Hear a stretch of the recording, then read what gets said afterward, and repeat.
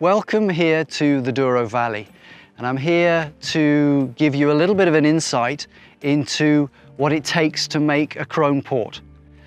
We have the beautiful Quinta do Retiro Novo here in the central area of the Douro, and that is the base for making our port wines. We also buy grapes from other farmers as well, but the heart of Krohn is centered around Quinta do Retiro Novo. Beautiful small vineyard on a hillside, as I say, in the central Douro Valley. So we are in the Douro Valley. This is in the north of Portugal, slightly northeast, inland, about, the region starts about 50 kilometers inland from Porto. So if you ever visit Porto, the vines there are not for port wine. And in the Douro Valley, this is where all the grapes have to come from to make port wine. Now, the region is very particular. We are classified as a mountainous vineyard region in a hot climate. So this steepness, this mountainous effect, means that we have a number of challenges. Not only at harvest time are every single grape picked by hand, but also a lot of the work that goes on throughout the rest of the year is done manually as well. And the steepness and the heat gives us our principal problem, and that's of erosion.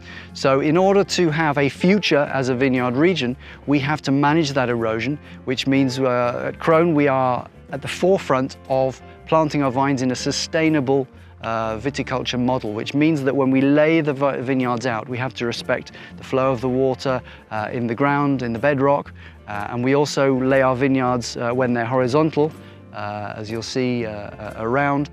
They also have to be done in a very sensitive way that promotes the retention of the soil on the hillside. One of the very interesting parts about making port wine is how we harness the complex topography of the region, and we do that by using many different grape varieties. Understand that for red port we can use up to 40 different grape varieties and 30 for making the white ports. How do we use this to our advantage? Well, the region is such a complex topography, many different conditions within each vineyard, that as we have our deep understanding of each of these varieties that we've chosen to use, we make sure that that variety goes into the very best location that that individual variety requires. And in that way, we actually get the maximum benefit out of our piece of land.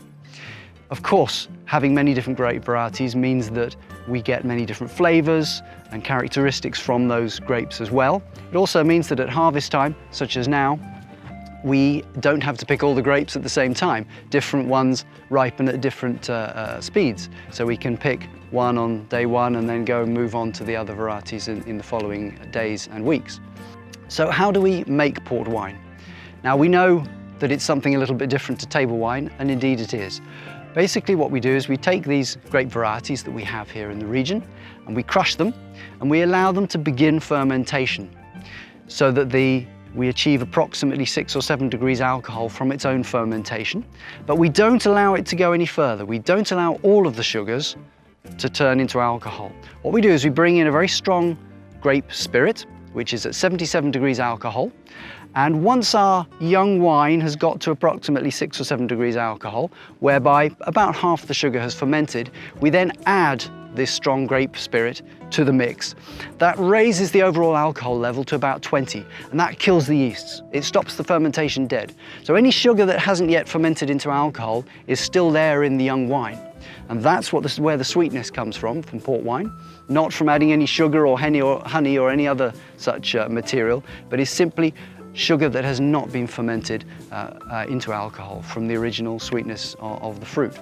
Once the young wines have been made at harvest time, they will then, after a few months, go downriver from here to Vila Nova de Gaia on the Atlantic coast, so a city that's next to Porto. And the wines will there be tasted, tested, and identified which are better to go for a ruby port and which are better to be made into a tawny. Now, the clean distinction between those two styles is the ruby ports are the ones that are fruity, red color, red flavor. The tawnies are the ones that don't have the intensity of fruit, but are smoother, they are more elegant. The two styles age in distinct wooden containers. The rubies go into very large vats of some 20 or 30,000 litres. What that means is that there's actually per litre of wine not so much contact with the wood, because there's such a big amount of volume of wine there and not so much contact with the wood. And the wood contact means that you get the oxygen contact through the wood, and the more oxygen contact, the more evolution of the wine. So in summary, in a big container, per litre you won't get much contact with air, and therefore the wine doesn't age too much. It doesn't get too much oxygen contact and too much evolution of style. So it retains the youthful intensity and grip of the wine. For the tawnies, the wines that we decide are more elegant, they will go into small barrels, and there they have a lot more contact with the wood, a lot more oxygen contact, and those wines evolve much faster. And so they very quickly lose their intensity of colour and red fruit flavour, and they pick up nutty, caramel flavours, and they become much smoother and nuttier. And that's how we create those two distinct red port styles of ruby and tawny.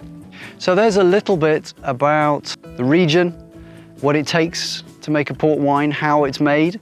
I hope that's been interesting to you, and for sure we'll go into more detail on another occasion. Wishing you all the best.